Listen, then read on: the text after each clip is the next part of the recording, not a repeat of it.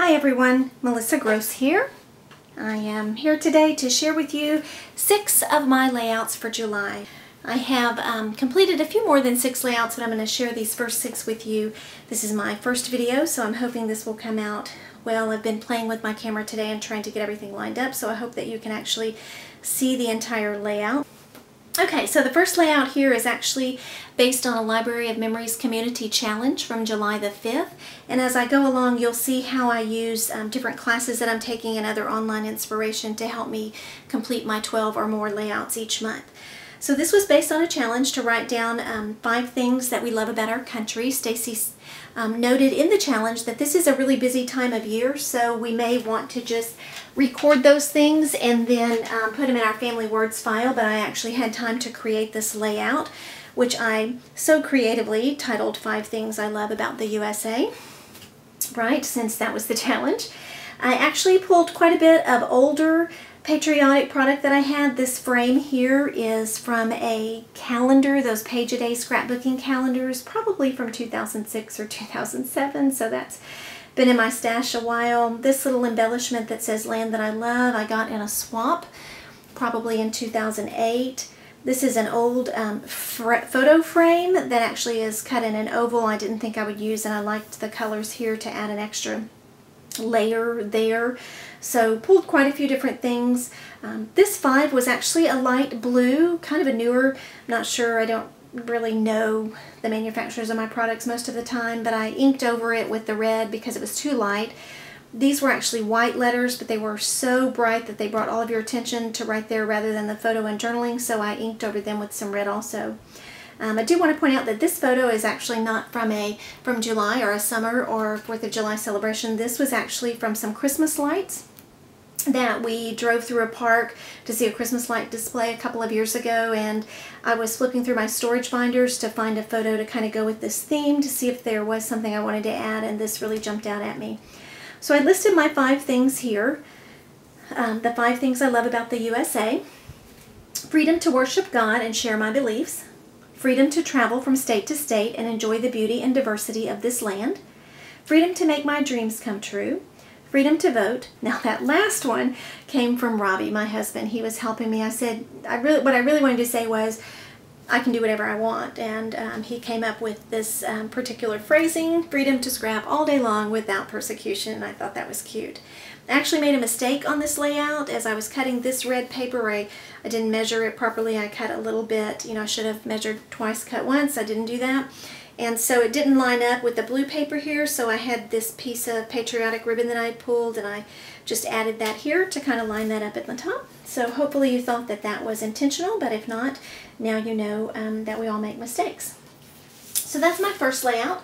The second layout is based on the pre-class Dimensional Details assignment. I took Dimensional Details with Nick Howard back in 2010, loved that class and knew I wanted to take it again. It's the current 4 Experts class at BPC. This is basically a scrap lift of Nick's design. She a lot of times outlines with, she actually uses a fabric marking tool. I have one of those Cutter Bee bugs, I think it's called, that'll make these little holes in your paper. She also has a cluster of embellishments here. That's what Nick is known for. I, however, had this dimensional poo sticker that's felt, and I just thought he was really cute by himself, so I didn't add a bunch of embellishments with him. This is a photo of my husband in his collectible room. He collects toys and trading cards, and after a recent weekend on eBay, he received all these packages in the mail one day, and I thought it was so hilarious that he got that many. It's really probably 1 trading card in each package, or, you know, some small things, but it just seemed like an awful lot. And I had taken this picture planning on a page, so I titled it, "Oh Bother, Another eBay Spree."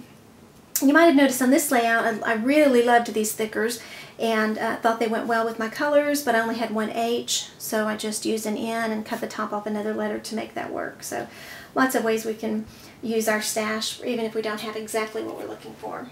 This next layout is also from the Dimensional Details class, week 1, where Nick shows us how to curl our paper and then ink the edges and some paper tearing and inking.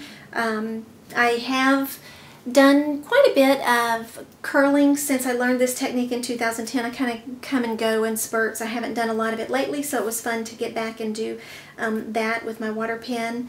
Again, I didn't use quite as many embellishments in my clusters as Nick would have. I had this clock and then some stars. I added the buttons. I have a ton of buttons. Over the years I've taken my grandmother's buttons and Robbie's Grandy's buttons and new buttons, and I just have them all together. So I just added a few buttons here. I pulled these two photos from my 2010 storage binder. This is me playing with my great nephew with the Lincoln Logs, and I loved this photo that his mother took that just kind of highlights the Lincoln Logs, and so I've had this as a layout idea in my storage binders for a couple of years now, so I just thought it would work well for this layout. The next couple of layouts I'm going to show you are actually photos from our cruise. Robbie and I took a cruise back in December to celebrate our 10th anniversary. We were actually cruising on New Year's Eve, which was fun. This was based on an inspiration email, again in the Dimensional Details class, that had all these different strips of paper. I pulled all of these strips here from my scrap bin. This piece and the black cardstock are not from my scrap bin, but all of these are. You can see I curled the edges here. Maybe you can see that. Tore this edge here. Again, did a lot of inking. Created a cluster embellishment. I love this photo because at dinner the waiter would cut up my meat, or I think right here he might be taking my lobster out of the shell, and I just thought that was quite a fun perk of cruising. And I titled this Royal Treatment. We were actually cruising on Royal Caribbean, so that was just a fun layout to do. I'm actually creating an entire 12 by 12 album with the photos from our cruise. It was a 7-day cruise, so there were lots and lots of photos. We visited 3 different ports. You'll notice right here there's a little small cluster with a couple of word strips, and I'm actually using this on every layout in my cruise album. All of my layouts are going to look very different, different colors, but I'm using these little word strips on every page in that particular album to kind of have one thing that ties the album together. And that was a little tip that I learned in a recent class by Shamel, her cover-to-cover class. Now the second cruise layout here, you'll notice right away that the colors are all different, but I do have that little cluster of words right here to tie it together. And so this is actually based on some online inspiration from Shamel from her Starting Points series. The cardstock in the background, which is Coordinations, the stuff that you sand, and this one had the circles. These strips of paper and these 2 background pieces, those were the starting point. If you've not seen Shamel's Starting Points, I really encourage you to check out her blog. They're a lot of fun to work with. So that was my background that I started with, and then I added these 2 photos of us on the cruise ship on these tall chairs. I gave it a title, Tall Chairs. My journaling says, "These tall chairs were scattered throughout the ship and made for a nice place to rest and great photo ops." I added just a couple of flowers for embellishment here. These are actually flowers you'd probably find in the floral department. I probably picked them up for 50 cents at a garage sale or something. I just take them apart and then use brads to put them back together. And then my 6th and final layout that I'm sharing in this video is actually an 8 by 8 page that is for my 2012 Photos I Love album for the 12 class. You'll see here that I used my square punched papers. These are all the papers that I used on layouts during the month of June. This is my June page. I used the calendar that we got in the original 12 kit. The journaling on this says, "This guest room has been occupied quite a bit over the past 5 years. But the last year, things have slowed down, and it's time to repurpose this room. Lots of good memories were made here, but a new season begins." The room that I'm standing in right now actually looked like this about 3 weeks ago.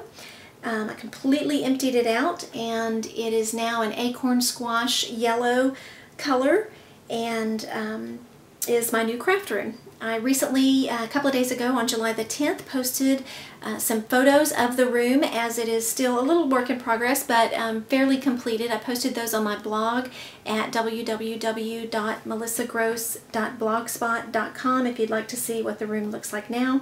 I have a feeling that my favorite photo for July is going to be a picture of this room again, as it is now, because it is so happy. It's just a happy room, and it makes me happy to be in here scrapbooking. So I hope you have enjoyed this, one of my very first videos, the first one that I'll be posting online if I look and it turned out okay. Thanks for watching.